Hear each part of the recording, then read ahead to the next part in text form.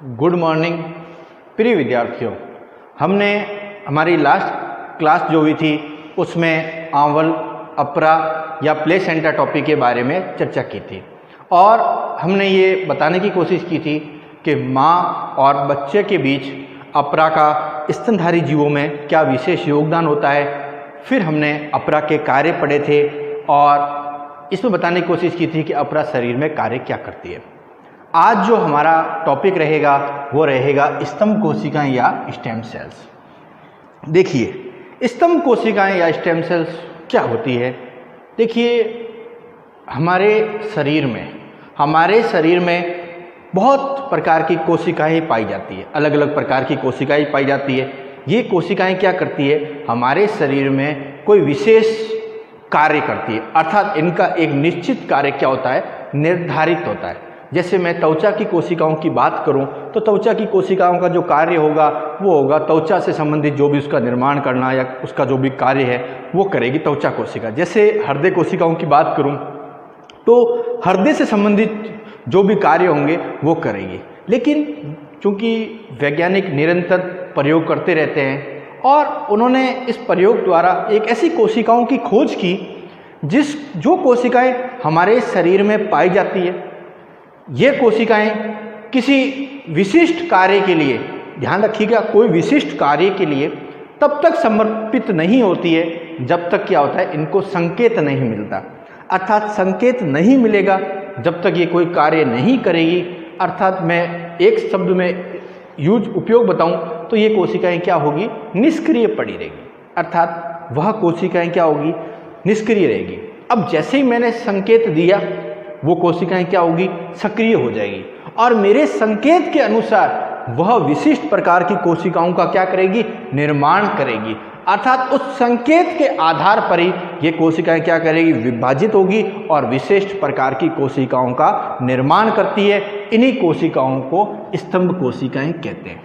देखिए, यह जो टॉपिक है ये वर्तमान में बड़ा महत्वपूर्ण है, क्योंकि वैज्ञानिक हमारे शरीर में अंग प्रत्यारोपण या कोई कोशिकाएं खराब हो जाए तो वैज्ञानिक की ये सोच रहे हैं कि कुछ ऐसी कोशिकाओं हमारे शरीर में है जो क्या करती है, जब कोई कोशिका खराब हो जाती है, क्षतिग्रस्त हो जाती है, तो ये कोशिकाएं एक्टिव होकर उस कोशिकाओं का स्थान कर लेती है, स्थान ग्रहण कर लेती है। अर्थात ये क्या है, विशिष्ट है, विशिष्ट प्रकार की कोशिकाएं हैं। तो वैज्ञानिकों ने इस स्तंभ कोशिकाओं की खोज की। देखिए, सीधा सा मतलब क्या है, इनका कोई पूर्व निर्धारित कार्य नहीं है। देखिए, हर कोशिकाओं का एक निर्धारित कार्य होता है, लेकिन कुछ कोशिकाएं होती है जिनका पूर्व निर्धारित कार्य नहीं है, और वही कोशिकाएं कौन सी है, स्तंभ कोशिकाएं। अब अपन इसके एक एक पॉइंट के बारे में चर्चा करते हैं। देखिए, यह एक विशेष प्रकार की कोशिकाएं हैं जिनमें ये क्षमता होती है, यह एक विशेष प्रकार की कोशिकाएं हैं जिनमें ये क्षमता होती है कि वो पूर्व अवस्था में, अर्थात अपने पूर्व अवस्था में आकर विशिष्ट कोशिकाएं क्या करती है, उत्पन्न करती है। तब ये उत्पन्न तभी करेगी जब इनको क्या होगा, संकेत मिलेगा। अर्थात संकेत नहीं मिल रहा है, ये कोशिकाएं कोई कार्य नहीं करेगी। उसके बाद मनुष्य ने, अर्थात मनुष्य के लिए अगर मैं दूसरा वर्ड यूज करूं तो मैं कह सकता हूं वैज्ञानिक ने परिवर्तन जैविकी के निरंतर अनुसंधान के परिणाम स्वरूप, निरंतर खोज के परिणाम स्वरूप स्तंभ कोशिकाओं की क्या की है, खोज की है, जिसके अंतर्गत भ्रूणीय स्तंभ कोशिकाएं, भ्रूणीय जर्म कोशिकाएं और वयस्क स्तंभ कोशिकाएं आती है। ये अलग अलग प्रकार की, जिसको हम आगे चर्चा करेंगे। अब नेक्स्ट आता है स्तंभ कोशिकाएं क्या होती है, उसकी डेफिनेशन अपन पढ़ लेते हैं। तो स्तंभ कोशिकाएं वे विशिष्ट प्रकार की कोशिकाएं होती है जिनमें ये क्षमता होती है कि वो विशिष्ट प्रकार की कोशिकाओं को क्या कर सके, विकसित कर सके, विशिष्ट प्रकार की कोशिकाओं को विकसित कर सके। तो स्तंभ कोशिकाएं विशेष प्रकार की कोशिका होती है जिनमें वह क्षमता होती है कि वो विशिष्ट प्रकार की कोशिकाओं को विकसित कर सके। अब सेकंड जो सबसे मेन इंपॉर्टेंट पॉइंट क्या है कि हमारे शरीर में जितने भी कोशिकाएं होती है उनका पूर्व निर्धारित कार्य होता है। अगर मैं त्वचा की कोशिकाओं की बात कर लूँ, अगर मैं छोटा सा एग्जाम्पल लूँ त्वचा की कोशिकाएं, तो इसका अपन जानते हैं क्या कार्य होगा, त्वचा से संबंधित कार्य। अब इसका तो कार्य है त्वचा से संबंधित, अर्थात यह कोशिकाएं हमारे शरीर में त्वचा से संबंधित जो भी कार्य होंगे, त्वचा का निर्माण कह दीजिए या उसमें जो भी कार्य होंगे वो करेगी। लेकिन कुछ ऐसी कोशिकाएं होती है जिनका पूर्व निर्धारित कोई कार्य नहीं होता, अर्थात वह किसी कार्य के लिए समर्पित नहीं होती। अब ध्यान रखिएगा, किसी कार्य के लिए समर्पित नहीं है तब तक नहीं है जब तक कि उसको कोई संकेत नहीं मिला। अब संकेत नहीं मिला तो इसका मतलब वो क्या है, निष्क्रिय। लेकिन जैसे उसको संकेत मिलता है वो विशिष्ट प्रकार की कोशिकाओं में क्या हो जाएगी, विभाजित हो जाएगी, अर्थात परिवर्तित हो जाएगी। और परिवर्तित होने की प्रक्रिया किसके द्वारा, विभाजन के द्वारा। तो यही स्तंभ कोशिकाओं का क्या है, सबसे मुख्य गुण है। अब हम इसके आगे का जो टॉपिक है उस पर अपन क्या करते हैं, चर्चा करते हैं।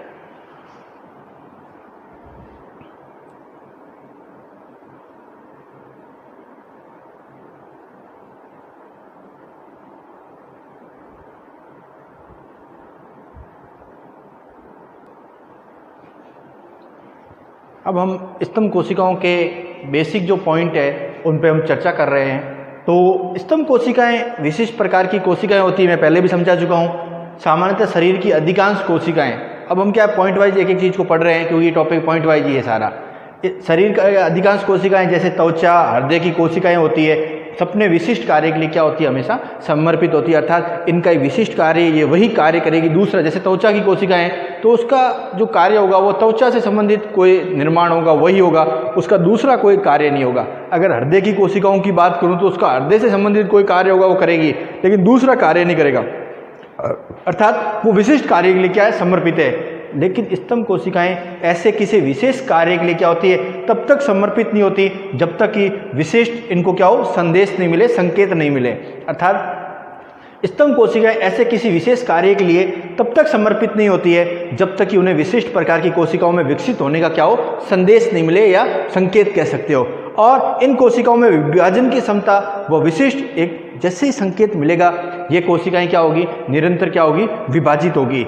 और विभाजन की क्षमता और विशिष्ट, और विभाजन होने के बाद क्या होगा, विशिष्ट कोशिकाएं, अर्थात इस कोशिकाओं का मुख्य दो ही कार्य है, जैसे ही संकेत मिलेगा विभाजन करना और विभाजन करके विशिष्ट कोशिकाओं का निर्माण करना। इसका मतलब स्तंभ कोशिकाओं के दो ही कार्य, यही दोनों गुण इसको मिलकर इस कोशिकाओं को एक विशिष्ट कोशिकाएं टाइप बनाते हैं, अर्थात विभाजन करना और विशिष्ट कोशिकाओं का निर्माण करना। अब देखिए सामान्यतः क्या है कि मानव का जो परिवर्तन है ना वो निषेचन के तुरंत पश्चात प्रारंभ हो जाता है। हमें पता है कि शुक्राणु और अंडाणु जब निषेचन की प्रक्रिया हो रही है तो हम जानते हैं युग्मनज का निर्माण हो रहा है, जाइगोट का निर्माण हो रहा है। अब इसी जाइगोट को क्या कहते हैं, इस जाइगोट से ही शरीर के एक जीव का पूर्ण निर्माण होगा। एक जीव का क्या होगा, पूर्ण निर्माण होगा। और हम इस युग्मनज को दूसरी अगर भाषा में कहें, दूसरे शब्दों में कहें तो हम इसको टोटीपोटेंट कोशिका भी कह सकते हैं। टोटीपोटेंट कोशिकाएं, टोटीपोटेंट कोशिकाएं भी कह सकते हैं इस युग्मनज को। अब हमें पता है कि हम पहले भी पढ़ चुके हैं कि युग्मनज में क्या होगा कि जैसे शुक्राणु अंडाणु बने, युग्मनज का निर्माण हुआ, अब जाइगोट बन गया है। अब क्या होगा, इसमें सर्वप्रथम विदलन की प्रक्रिया होगी। अब विदलन की प्रक्रिया में क्या है, इसको मैंने एक टोटीपोटेंट कोशिका मान लिया। अब विदलन की प्रक्रिया हुई तो हमें पता है कि एक कोशिका विदलन की प्रक्रिया से दो कोशिकाओं में विभाजित हो जाती है। अर्थात एक टोटीपोटेंट कोशिका जो है, एक टोटीपोटेंट कोशिकाएं, अब टोटीपोटेंट कोशिकाएं और जाइगोट एक ही वर्ड के लिए यूज हुआ है, एक ही चीज के लिए यूज हुआ है, जिसका कार्य क्या हो, एक संपूर्ण जीव का निर्माण करना। अब एक टोटीपोटेंट कोशिकाएं क्या होगी, आधे घंटे पश्चात, आधे घंटे पश्चात ये क्या होगी, दो भागों में बन जाएगी। अब चूंकि ये एक टोटीपोटेंट कोशिकाएं हैं, आधे घंटे बाद क्या होगी, दो टोटीपोटेंट कोशिकाएं हो जाएगी।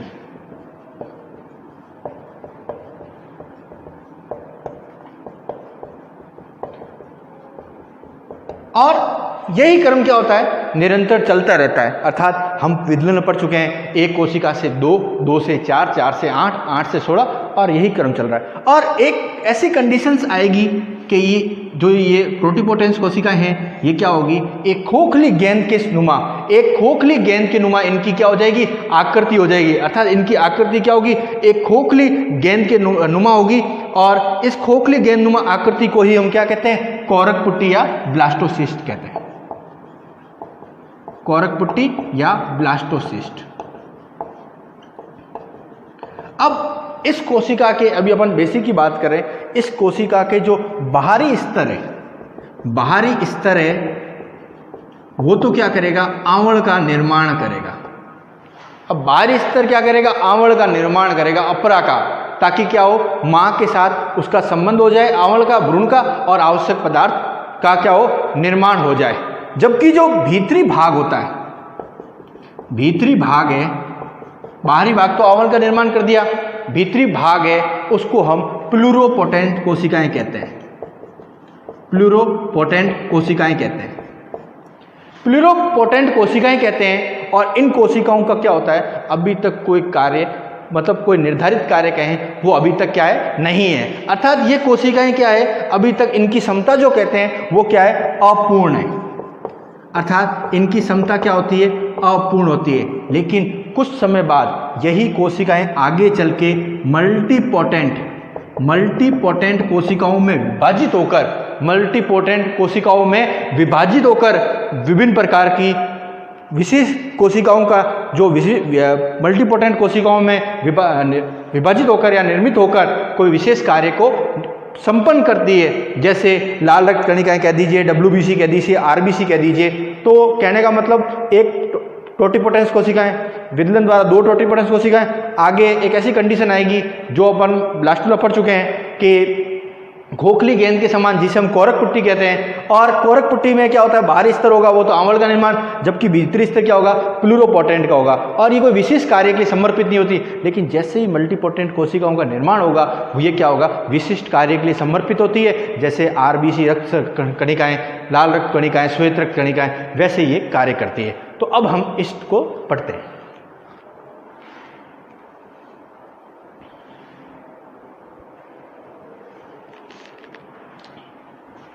अब देखिए, हम पहले भी पढ़ चुके हैं कि मानवीय परिवर्धन के दौरान होता क्या है कि शुक्राणु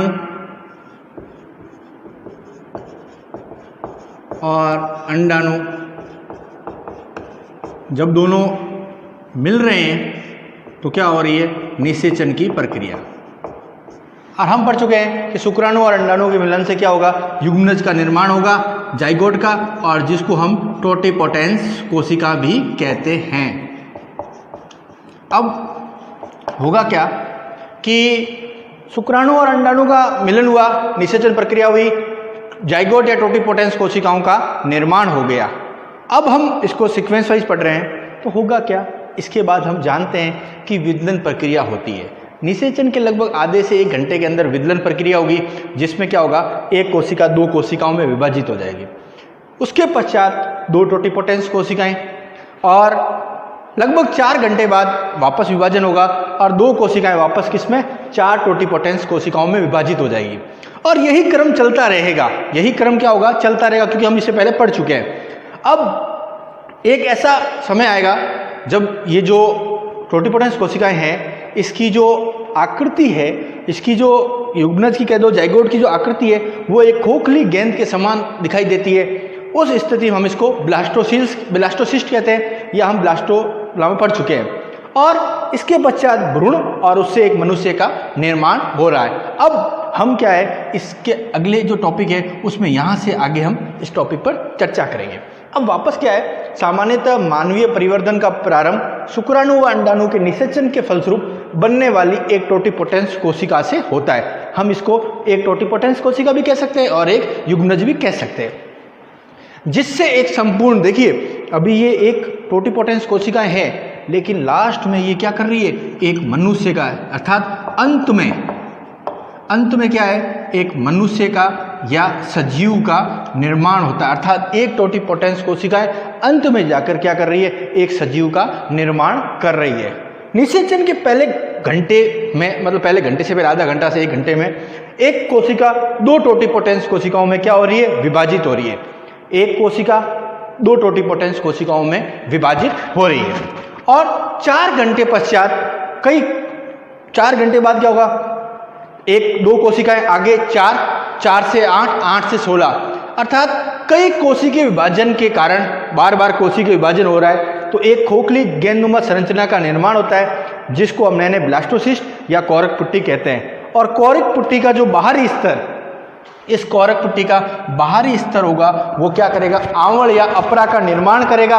और आवरण और अपरा का निर्माण क्यों करेगा, ताकि मात्रक ऊतकों से इस भ्रूण का संबंध हो जाए और इसको जो आवश्यक पदार्थ है वो क्या हो, माँ के शरीर से प्राप्त हो जाए। तो वापस मानवीय परिधि का प्रारंभ, पहला जो प्रारंभ है वो शुक्राणु अंडाणु के मिलन से एक टोटिपोटेंस कोशिका, एक कोशिका, दो कोशिकाओं में 2 से 4, यही क्रम चलता रहेगा और अंत में ब्लास्टोसिस्ट कोशिकाओं का निर्माण होगा। इसका जो बाहरी स्तर है वो आवरण का निर्माण करेगा और हमने आवरण पढ़ चुकी है, अपरा पढ़ रखी है, प्लेसेंटा पढ़ रखी है कि आवरण का जो मुख्य कार्य होता है वो माँ के शरीर से आवश्यक पदार्थों को भ्रूण तक और भ्रूण के शरीर से अपशिष्ट पदार्थों को माँ के शरीर में जो पहुँचाने का कार्य करती है वो आवरण करती है। और इसी कोशिका, ब्लास्टोसिस्ट कोशिकाओं का सबसे बाहरी स्तर होगा वो क्या करेगा, आवरण का निर्माण करेगा।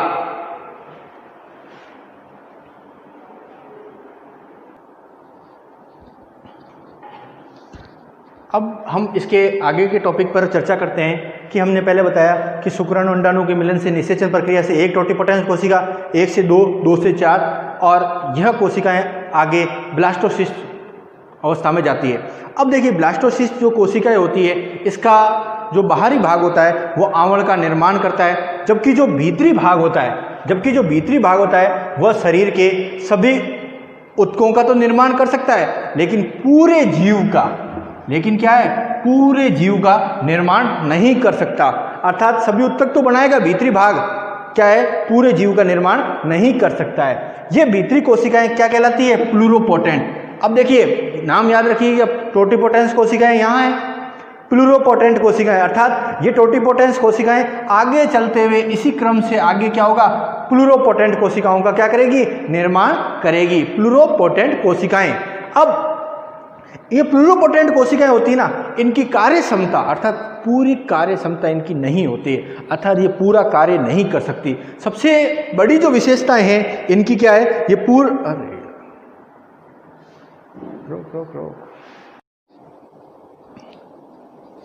ये भीतरी कोशिकाएं प्लूरोपोटेंट होती है लेकिन इनकी कार्य क्षमता क्या होती है, पूरी नहीं होती है। अर्थात टोटिपोटेंस कोशिकाएं आगे जो प्लूरोपोटेंट कोशिकाओं में विभाजित होती है तो ये क्या, जो प्लूरोपोटेंट कोशिकाएं बन रही है इनकी कार्य क्षमता पूर्ण नहीं होती, अर्थात ये पूरे जीव का निर्माण नहीं कर सकती है। यही प्लूरोपोटेंट कोशिकाएं आगे मल्टीपोटेंट कोशिकाओं में विभाजित होती है, जो क्या होता है, विशेष कार्य के लिए क्या होती है, हमेशा समर्पित होती है, अर्थात विशेष कार्य समर्पित, जैसे श्वेत रक्तकणिका कोशिकाएं, आरबीसी कोशिकाएं, डब्ल्यूबीसी कोशिकाएं कह दो। अर्थात मैं अगर वन वर्ड में कहूँ तो टोटिपोटेंस कोशिकाएं आगे प्लूरोपोटेंट कोशिकाएं।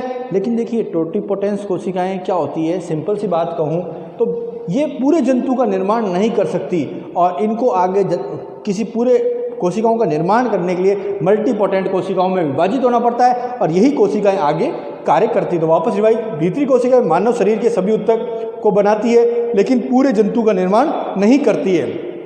ये भीतरी कोशिकाएं प्लूरोपोटेंट होती है, अर्थात इनकी क्षमता क्या होगी, पूर्ण नहीं होती।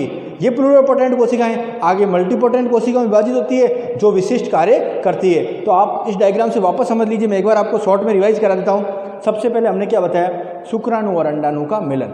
शुक्राणु और अंडाणु का मिलन हो गया, इसका मतलब कौन सी प्रक्रिया होगी, निषेचन। युग्मनज का निर्माण हो गया, जाइगोट का निर्माण, जिसको मैंने क्या कहा, टोटिपोटेंस कोशिका भी कहते हैं। अब टोटिपोटेंस कोशिका की क्या विशेषता होती है, ये पूरे एक सजीव का निर्माण कर सकती है, अब यही टोटिपोटेंस कोशिकाएं क्या होगी, अब विदलन प्रक्रिया आती है, हम पढ़ चुके हैं विदलन, ब्लास्टुला, गैस्टुला। विदलन में क्या होगा, आधे घंटे बाद एक टोटिपोटेंस कोशिका दो टोटिपोटेंस कोशिका में विभाजित हो जाएगी। 4 घंटे बाद 2 से 4, 4 से 8, 8 से 16, 16 से 32, यही क्रम चलता रहेगा। और एक ऐसी संरचना है जब ये कोशिकाएं एक खोखली गेंदनुमा संरचना के रूप में दिखाई देती है, जिसको मैं क्या कहता हूँ, ब्लास्टोसिस्ट। अब ब्लास्टोसिस्ट का बाहर 2 भाग होते हैं, एक तो होता है बाहरी और एक होता है भीतरी। अब बाहरी भाग है वो क्या करेगा, आंवड़ या प्लेसेंटा का निर्माण करेगा। हमें बताया आंवड़ का क्या कार्य होता है, माँ और भ्रूण के मध्य आवश्यक पदार्थों का आवागमन और अपशिष्ट पदार्थों को माँ के शरीर में पहुँचाना। अब जो भीतरी भाग है वो क्या है, प्लूरोपोटेंट कोशिकाएं। देखिए प्लूरोपोटेंट कोशिकाएं सभी प्रकार के उत्तक तो बना सकती है लेकिन पूरे जंतु का निर्माण नहीं कर सकती। इसीलिए क्या है, प्लूरोपोटेंट कोशिकाएं आगे किस में विभाजित होगी, मल्टीपोटेंट कोशिका में। और मल्टीपोटेंट कोशिकाएं क्या होती है, कोई विशिष्ट कार्य करने के लिए समर्पित होती है, निर्मित होती है। जैसे WBC RBC कोशिकाएं कह सकते हैं, या मैं और कहूँ तो रक्त स्तंभ कोशिकाएं, लाल रक्त कणिकाएं कह दीजिए यार, ये भी कह सकते हैं। अब जो दूसरा रहेगा वो रहेगी अदर कम्युनिटी स्टेम सेल्स, जो निष्क्रिय पड़ी रहेगी, जिसको हम शरीर में एक्टिव करेंगे और ये कार्य करेगी। तो हमने अभी क्या पढ़ा, स्तंभ कोशिकाओं के सामान्य बारे में। अब हम पढ़ते हैं स्तंभ कोशिकाओं के विशिष्ट गुण। कौन कौन से ऐसे गुण हैं जो स्तंभ कोशिकाओं को विशिष्ट बनाते हैं।